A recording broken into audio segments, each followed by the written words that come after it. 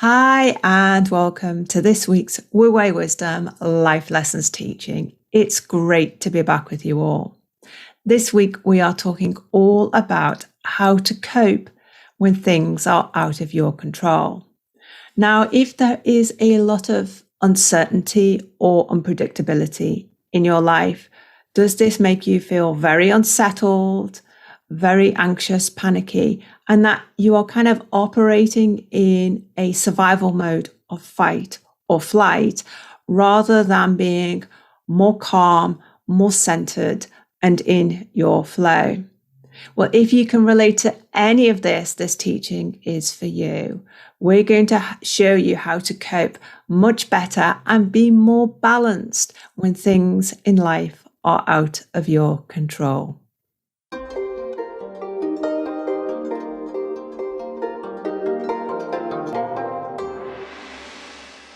Okay, David, so how common is this issue of kind of overwhelm when things in our life are out of our control? It's really common, Alex, and it's really important as well because it hits right at the heart of our model, because it deals with the spirituality, the truth of living in reality. Because the truth is, we live with uncertainty. We're in the middle of uncertainty. Now, the part of your mind that we label the inner child really will fight and push against this uncertainty, because the inner child is always looking for certainty. It wants to know, it wants to be in control, it wants to project forward and know that it's going to be able to cope. So this subject is a subject I talk about with my clients a lot. But David, isn't it natural and normal to experience uncomfortable feelings of, say, anxiousness or panic when there's lots going on our life that we have no control over? Well, this is why this teaching is important, because it touches on a lot of the fundamentals of the Wu Wei Wisdom model. So you're absolutely right. Emotions are natural and normal. And I say that all the time. But remember the core of the teaching. You are the creator of your emotions. You are not the victim of them.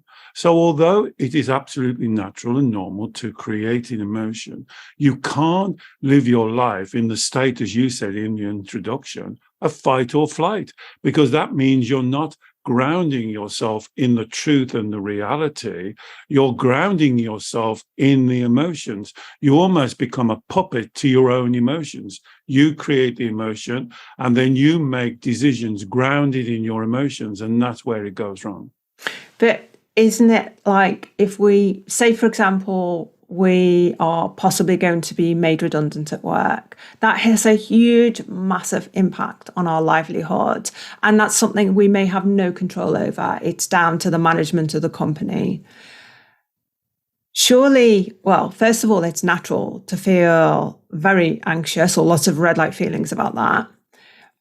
But surely it's also helpful in a way to kind of think, oh no, I've got to do something. I've got to act. I've got to try and find another job. I've got to do something. You know, we can't live in denial that all these things are happening around us.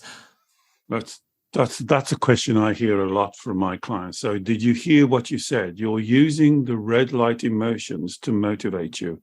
Why do you need the red light emotions to motivate you? If you're working with a company that's going down the tubes, or you're pretty sure you're going to be made redundant, instead of creating these intense red light emotions, which actually cloud your vision, cloud your decision making, put you in that fight or flight, because now you're a victim of your emotions. Why don't you address the situation correctly from your flow, from Wu Wei, from the center? And that's why that teaching, I'm going to repeat it, is so important. You are the creator of your emotions. You cannot be the victim of them. You cannot be the victim of something that you create. So your scenario is the writing's on the wall. You're going to be made redundant. Whether you're not sure whether it's this week, next month, or 2 months' time. Now, if you start to create red light emotions, as you say, to motivate you, that doesn't motivate you. That gives you sleepless nights. That makes you make snap decisions. That makes you not being reasonable and using your intellect. You're being driven by emotions. And so this is why this is such an important teaching. For those of you who are always driven by the emotions, using what Alex says, I hear this a lot. Well, emotions are my motivation. That's what puts you on the carousel of despair. That's what turns you around and around and around, because you're just chasing your emotions.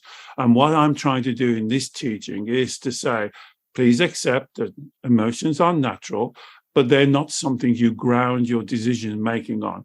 And what I want you to do is widen your perception. So instead of working from an emotional basis and grounding, you're working from a more authentic basis, a more true basis, a more honest basis that I call Shen, your Shen spirituality, so that you can assess the situation correctly from a balanced way and then decide what your best actions are. So I guess this situation could be about a career issue, a job issue. It could be about a health issue. It could be about a personal kind of family or relationship issue of something which is totally out of our control. It's down to someone else's decision, or it's down to an outcome that we just can't control. Do you think, I understand what you're saying, that we shouldn't just focus on the worst case scenario, but it's important to acknowledge it, and that we shouldn't let our emotions overtake and get amplified and amplified and amplified, because then that kind of distracts us from actually dealing with the situation properly. But would you say it's like important to have, it's okay to have some level of red light emotions, because that kind of alerts you to a possibility, but then we have to almost then say, okay, that's enough. Thank you. It's almost like, thank you for alerting me to a problem here. Feelings, red light, uncomfortable red light feelings. I am now going to kind of move into my authentic self, my Shen, and you and think more logically, more clear-mindedly, more authentically about how I can best deal with this situation or any possible outcome. So you've raised a couple of points there, so I'll try and remember and deal with them all. So the thing is, if you're just creating the red light feelings, whatever you want to call it, anxiousness, fear, being scared, doubting yourself, what happens then? And instead of you being grounded in your authentic nature of who you are and your skills and your talents, you're now being pulled along by your emotions. So you now become the victim of your emotions.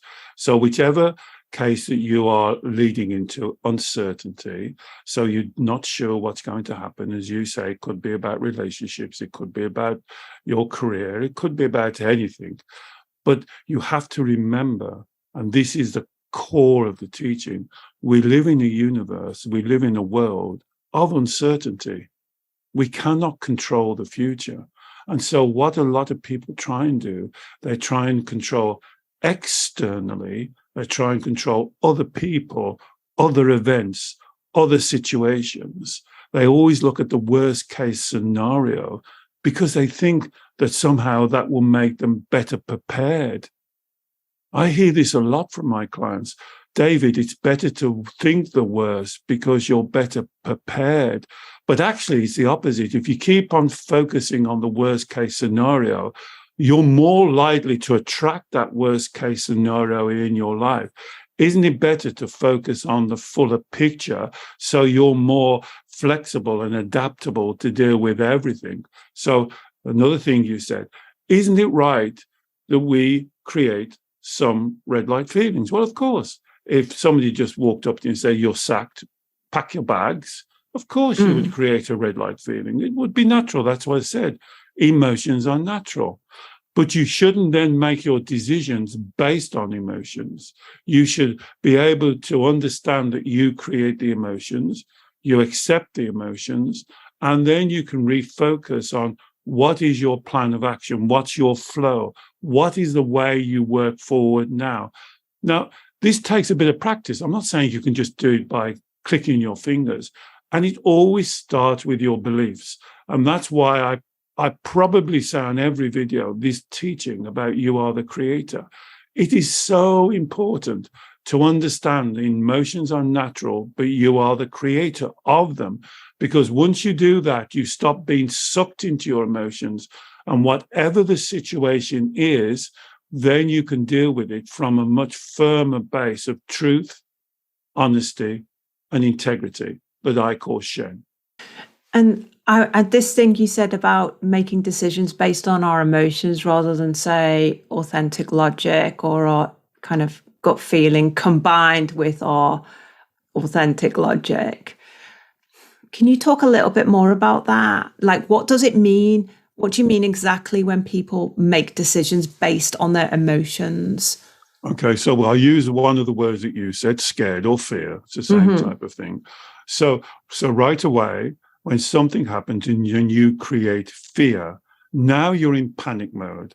Now you're looking for the first thing that comes into your head, the first job offer, we're talking about career, the first somebody that says something, the first reaction, where you should be drawing back and grounding yourself, because this may be the greatest opportunity of your life, the greatest way to change careers. Perhaps this wasn't the right career for you. Perhaps you could get some more education. Perhaps you could start and be self-employed. Perhaps you could work from home. Perhaps you could offer your services as a consultant to other people. So if you're in that reaction mode, those type of thoughts don't even come into your head. But if you look back on your life as you're watching this, sometimes from what you perceive to be the worst situation, good things happen. So you've got to give yourself that time to draw back, clear your mind, clear the emotions, and then whatever the situation is, you can address it. You can address it not from a fear base or a running away base, but from a very authentic spiritual base. And that's why this teaching is so very important. I guess that all makes sense, David. But I know that for a lot of people, they will say their default is immediately think of the worst case scenario and then completely get hooked into it. It's like they have their logical mind or their authentic mind. When things are calm and more steady and more known, they can operate from that part of themselves. But then when things are unpredictable, it's like their inner child, that part of their mind that is automatically hypervigilant, takes over. And it becomes so powerful. It's like even if they try to claw it back and say, no, we must think more logically about this. I must not just assume the worst case scenario. It becomes like an internal wrestle with our inner child. Yeah, that's really explained. And you use a very important word there at the beginning. It's my default. And that's a very important word because I hear that a lot. And it's not your default. It's not your default. You can change your default. And then as you went on to explain, it's the part of your mind that in our model we call the inner child. And so when the inner child sees uncertainty, when the inner child sees a situation that it does not believe it can control, or it's out of its control, it immediately will create the red light feelings and it will panic. And that's what you've got to work on. That's why we do these videos, to be honest, because when these things happen, yes, this information can help you at that moment, but isn't it much better to prepare yourself? Because we live in uncertainty. This is the core of this teaching. You cannot be certain. We live in this world. It doesn't matter whether it's your career, your job, whether you're an owner of a company, whether you work for somebody, as in relationships, with your friendships, with your health. You haven't got that certainty that's going to happen next week, next month, next year, 5 years, 10 years, 15 years time. And this is what makes life so wonderful and exciting, this ability to move and to flow and to change your mind. And so doing this talk and speaking to your inner child, this allows you to understand there's a part of your mind that dislikes this idea completely. It doesn't like this idea of uncertainty, and it wants to be in control. And if you ever call yourself a control freak, or you think you may be a control freak, that's the inner child wanting to control. And the number one way the inner child tries to control you and other people, by emotions. And so you've got to try and do this work and look back.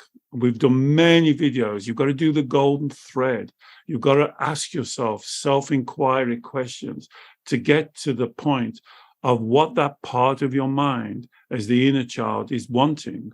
And we're saying on this exercise, it wants certainty. It wants to be sure. It wants to know. It wants to know what's going to happen. It wants to know that it will be able to cope with what's going to happen. And that's the work you have to do. So when you say self-inquiry questions, David, are you saying if we are in a real life situation whereby we are presented with a massive uncertainty about something quite important, so whether it's career, health, family, personal issue, we're going to experience a red light feeling, an uncomfortable, painful feeling in response to that. It's alerting us to there is a possible issue here. Is it our inner child creating that feeling, or is it something authentic within us? No, it's the inner child. If it's an intense feeling, if it's an overwhelming feeling that's clouding your decision making, that wants, as you explained earlier on in this session, if it wants to take over your decision making, that's the inner child. So what if we were like totally in our authentic self, totally in our Shen, in our higher self, we're operating in that place, and we were presented by the same unpredictability? What would we get? A different type of feeling? You'd get a feeling of surprise. It came out of the blue. You didn't expect it, so there'd be a kind of a feeling, but not so intense, not so overwhelming. So there would be, I don't know, I would call it a surprise. You can be surprised. The boss walks in and says, "I'm sorry, Alex. I know we was talking about promotion a couple of weeks ago, but we've just seen the company's report and we're going to have to let you go." No, you don't go, "Oh, great." Yeah. So, go, "Oh my God, I can't cope. Oh, this is terrible." So there is a shock, but it doesn't overwhelm you. It doesn't overpower you.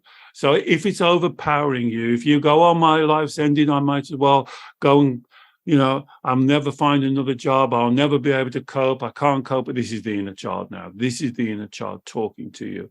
And the inner child wants that reassurance that you will cope. This may be the best opportunity of your life. This may have been, if this company can tell you 3 weeks ago that they're talking about promotion, then 3 weeks later have to make you redundant, it's not a very good, well-run company. And perhaps you'd be better out of this company in a better run company, or perhaps you'd be better starting your own company. So the inner child will not want to see that. It's just in panic mode. So I think, to answer your question directly, yes, it's natural to have emotions. I'm not saying that, but it's the intensity of the emotions.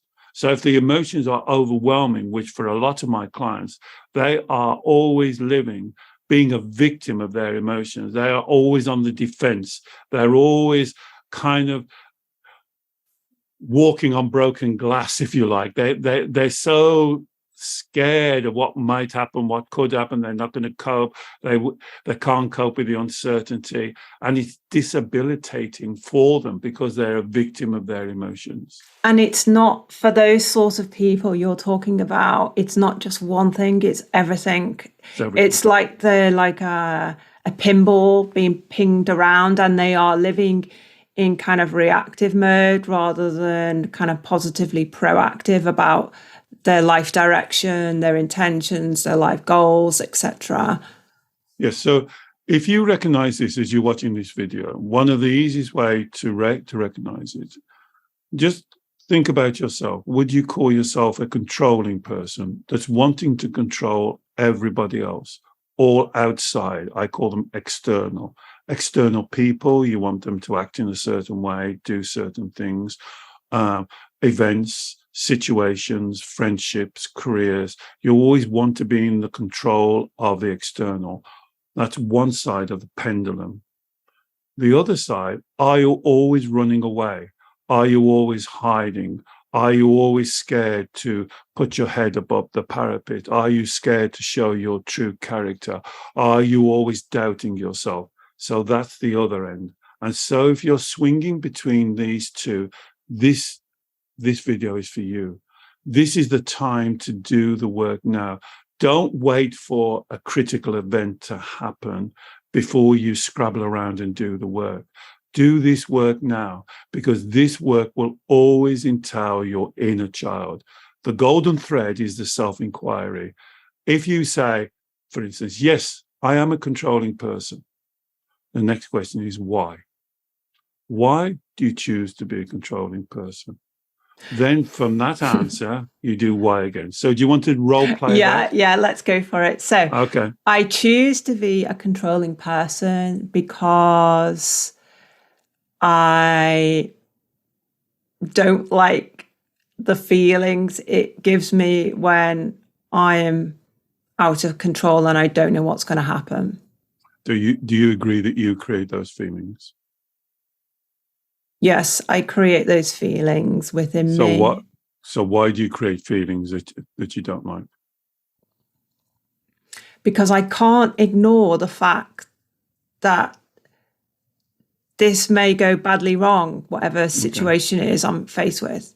It's like I'd be a fool to not feel panicky. No. So you're absolutely right.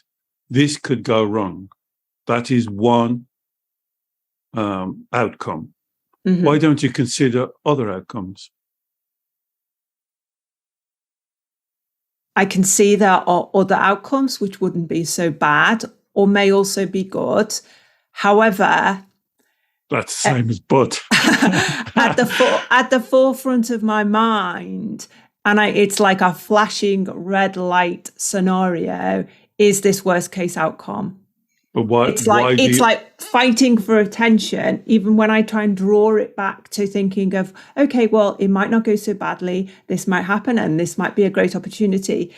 It's like my inner child wants to keep drawing me back to, yeah, I know, but it could go really, really wrong. So you're doing this role play really well, Alex. For those watching, you see how the inner child gets activated and wants to talk? Yeah, totally. So you haven't answered my question. Things could go wrong is one outcome. Why don't you balance up and think about the other outcomes? This could be your best opportunity. This could be a change in career. This could mean that you would be doing something that you would really prefer to do. Why are you only focusing on that one outcome? Because I'm going to go to my feelings. The first thing that comes into my mind is because it feels overwhelming to have to step out of my comfort zone to possibly make the most of this and see it as an opportunity. Oh. I'd rather just stay where I am and everything be nice and calm and known. Thank you, Alex. Did everybody hear that? Did you hear what Alex's little child said? This is my comfort zone. Red light feelings, the intense red light feelings, the inner child is more comfortable. So why are you more comfortable in the red light feelings, sweetheart? Well, I'm not. So let me just explain. Well, when I'm talking, I'll try and do what I do to clients. When you're talking to your inner child, call them a little pet name like I just did there. Sweetheart, little one. So, sweetheart, why are you more comfortable in your red light feelings? I'm not more comfortable in my red light feelings. I want to get rid of them by solving the problem, but I can't solve the problem because it's out of my control. So I'm like, it's like I'm tying myself in knots inside.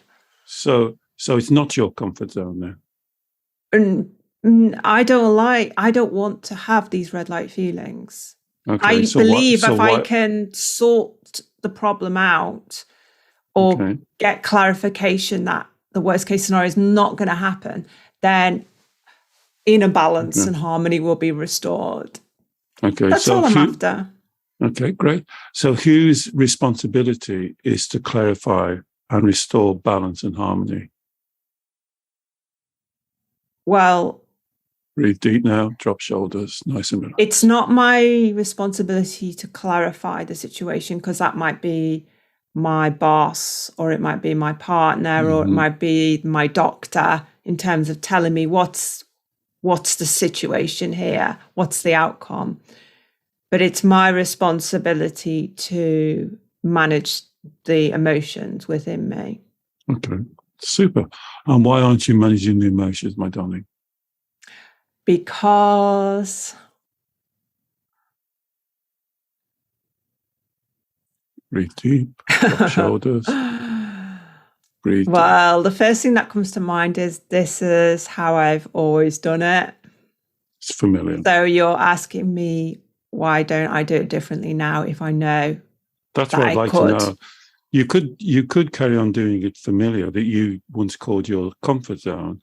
But what I'm saying is, the familiar that you've been doing, sweetheart, has brought you to this situation. Wouldn't it be a good idea if we work and we try and open your perception? So instead of looking at it as a negative, we could perhaps look at it as an opportunity. Okay, so what my inner child has just said to me is that I think I could manage my emotions right now in this moment while I don't know the outcome. I don't think, if the worst case scenario outcome is presented to me, I don't think I'm going to be able to cope then. And I think the emotions will be too great for me. So I'd rather work hard now and try and see if I can control things, to stop being in that position where I am literally, my emotions are so overwhelming. So they're bad now, but I'm worried they're going to be even worse when I actually get told, yes, this really bad thing is going to happen. Okay, so two things you said there that I heard you say. You said that you wouldn't be able to cope, but you've always coped. One thing I know about you is you're like a coping machine, really. You've coped with everything in your life, even the bad things when you were a child, even all the disappointments. Yeah. You've done nothing but cope. What my inner child says. Well, I'm talking to the inner child, sweetheart. Yeah. Well, You've always coped. You know that's the truth. That's not a lie. You wouldn't be sitting here now talking to me if you haven't coped. She says she's coped. She can see that, but she certainly didn't enjoy the experience, and she doesn't want to repeat it. Okay. So then the next thing you're talking about is your emotions. That's enjoyment as in an emotion. Now, what you said is, then I'm going to create even more intense emotions. If this worst case scenario does happen, I will then create even more intense emotions. Why would you create more intense emotions? I guess she's sitting with, still believes that it's those emotions are out of her control. Okay. It's like she's just going to be attacked by these emotions when the decision or the outcome is revealed. Okay, darling. So let me ask you one, and we'll finish the role play, because that was a great way. I'm going to speak to little Alex. So I'm going to ask you the question that you answered, and try and answer truthfully. Do you create your emotions, my darling?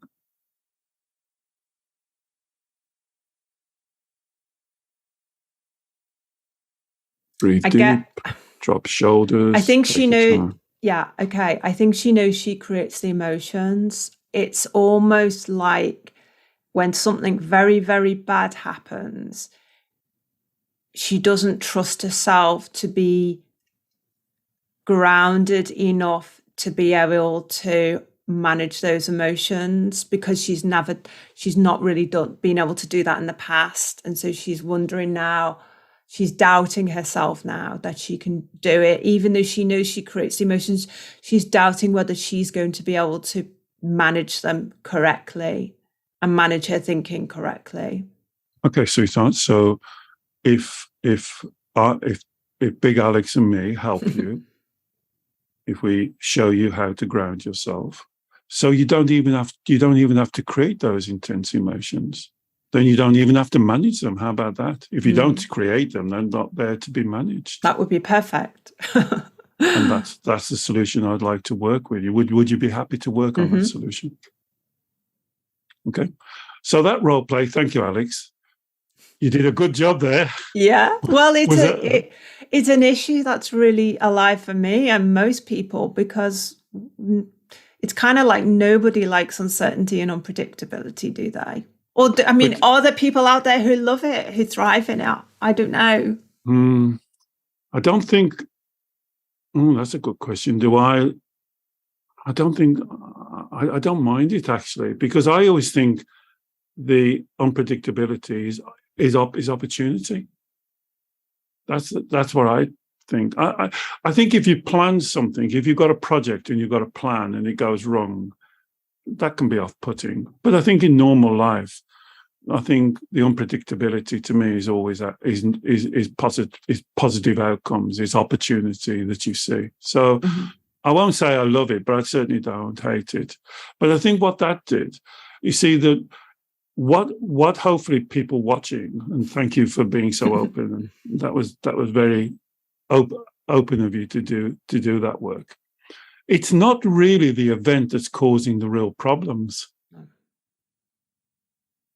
The event is almost the stimulus that's acting the real problem.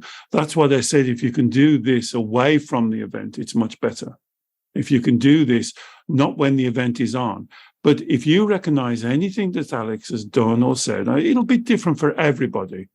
So you won't. So some of the things you say, as Alex said, you say, well, I wouldn't say that, of course. But if you can recognize in general the little exercise we've just done, and it's so difficult to role play these exercises, then do the work now before the event comes on. Have that conversation with your inner child now and teach your inner child not to focus so much on worst case scenarios. So that was my question really, David. What do we need to do? What do we need to say to our inner child when we're doing this exercise? Well, I think that's one of the issues that we try in these videos and in your Facebook community, and when I answer people's letters, I always say I can't be precise until I've spoken to you and I know your precise reasons. But it will always be around what you've just done, what you've just shown and shared with us. And please write down in the comments below, if you like, if Alex doesn't mind doing it again, I don't know. Would you mind doing that type of thing again? No, not at all. If you want us to do that type of thing again, just put it in the comments. Yes, can you do some more role play? And we'll try and do some more role play. I didn't know you were going to do it. You didn't know you were going to do it. We were just spontaneous. So if you recognize as anything of that, the way forward is to get down to really what's troubling the inner child. So what's troubling little Alex in that role play was, I don't like the uncertainty. So my solution to uncertainty is to create red light feelings. It's very familiar. I'm very comfortable with that. She actually said, I'm comfortable. When I questioned, she said, I'm not very comfortable, but it's very familiar.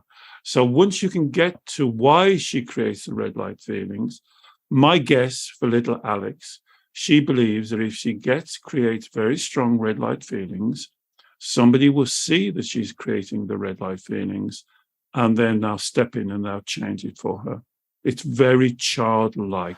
Or they'll take control of the situation on her behalf and try and fix it. Because it's like she believes she can't fix it, which she can't because it's out of her control. But somehow she believes if she makes herself feel really bad, that really vulnerable, really somehow scared, that's going to fix it because someone else will sort it out. Somebody else will step in and see that she's really in emotional distress, and they will change, or they will adjust, or they will make it right for her. And that's why I like the idea of the inner child. It's very much like a child.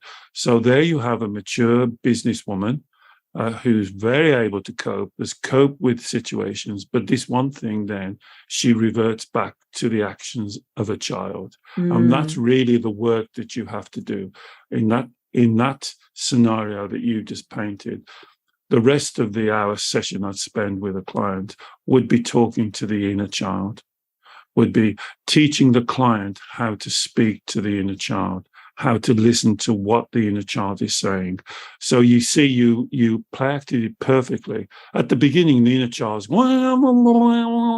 really going at it. I call it the dump. The inner child wants to dump everything as onto you. You've got to get past that to be able to talk to the inner child, to see what they actually believe. Now, your inner child mentioned something that a lot of inner child, trust. Trust. So that would be one area that I would work with your inner child on in that scenario. So I'm listening all the time when I'm speaking to the inner child. I'm listening to what they're saying, and then I'm trying to understand what they want. But what they really want is for Big Alex to be in control and to support her, to act like a parent. And if you see anything of you in these, if you're watching this, have a look at our reparenting. Little Alex was looking for Big Alex to step in and reparent her and say, don't worry, sweetheart. We're a coping machine. This will open great opportunities. Calm down. We can do this. So Big Alex wasn't doing that. Big Alex is overtaken by Little Alex in your scenario. So Big Alex now has lost control, and Little Alex is running the show. And this is what you've got to readdress, that balance. And that's what the inner child work is all about. And David, I agree with you. I think that trust issue is so important, because if I kind of get myself into, if I remind myself that, okay, I'm in a situation here, I don't know the outcome, I shall do my best. I shall, with the knowledge I've got, with the capabilities I've got, with the wriggle room I've got in this situation, which may be very little, then the rest is kind of just got to be handed over to the universe. And so there's a kind of a trust in the universe. Doesn't necessarily mean that if we trust the universe, the outcome is going to be what we want. No. So there's that level of trust, which then it's almost like releasing the problem and accepting. You use the word acceptance right at the beginning. It's accepting that the problem is out of our control. It's like I kind of visualize this is now gone into the ether. It's to the universe. It's to the other person. It's to the results of the test, whatever. So I trust that there will be an outcome. I trust that it won't necessarily be the worst case scenario outcome, but it may not be the best case scenario outcome. But then it's almost like then I reflect back on myself and I say, and I will trust myself to cope as best as I can with whatever outcome there is. I like the second one as well. I think the inner child has to learn to trust Big Alex, that you and her together will deal with anything that comes your way, that you're a team, you're not separate. She's not fighting this on her own. She's not going to be left with nobody watching her back. In fact, Big Alex should step forward, and she should become behind Little Alex. Little Alex should become behind Big Alex, and Big Alex faces whatever it is, the redundancy, the sacking, whatever it is. And so little Alex can kind of take refuge in Big Alex's knowledge, ability to deal with these situations, because the truth is you've always coped. You always will cope. You can't not but cope. And if you're acting and grounding yourself from your emotions, the result is you will cope, but you won't cope well. Yeah. If you ground yourself in Shen, truth, honesty, and integrity, you will still cope, but you'll cope much more in your flow. And that's why this teaching is so important. So it's about understanding the inner child. The inner child is not a monster. The inner child is not the devil. The inner child is not against you. It's not fighting. The inner child badly needs emotional education, because as you demonstrated, even though it begrudgingly agrees that it creates the emotion, it falls into the trap. And like your inner child said, it's familiar. Mm-hmm. I'm used to it. And then Big Alex doesn't recognize that, and Big Alex gets taken along with it. Mm-hmm, mm-hmm. And we could talk about this topic forever, but I will put links in the show notes to more teachings on how you do this reparenting work, with your inner child and more links to other teachings which are also relevant to this topic. But just in summary, David, what is the life lesson here? So the life lesson for me is that we live in a universe of uncertainty. We cannot control the future. We cannot control how things are going to work out. So the life lesson is, why don't we take responsibility, accountability, and control ourselves? So when the unexpected happens, we have the ability to move and to flow and to be adaptable and to look for opportunities.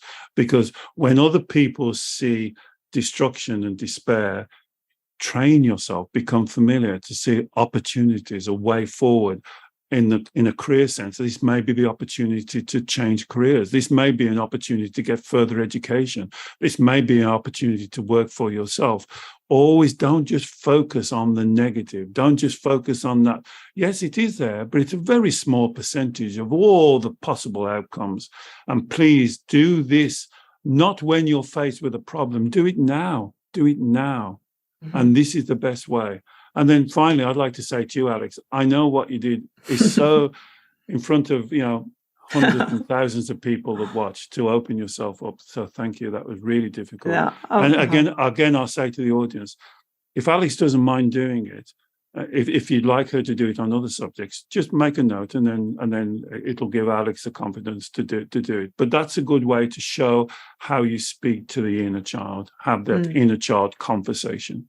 Great. Thank you, David. And I am very happy to do it as well, because it helps me and I know it's helping other people. So, well, I hope you have enjoyed this teaching and that it's benefited you. If you know anybody else who you think may also benefit from this teaching, please do share it with them.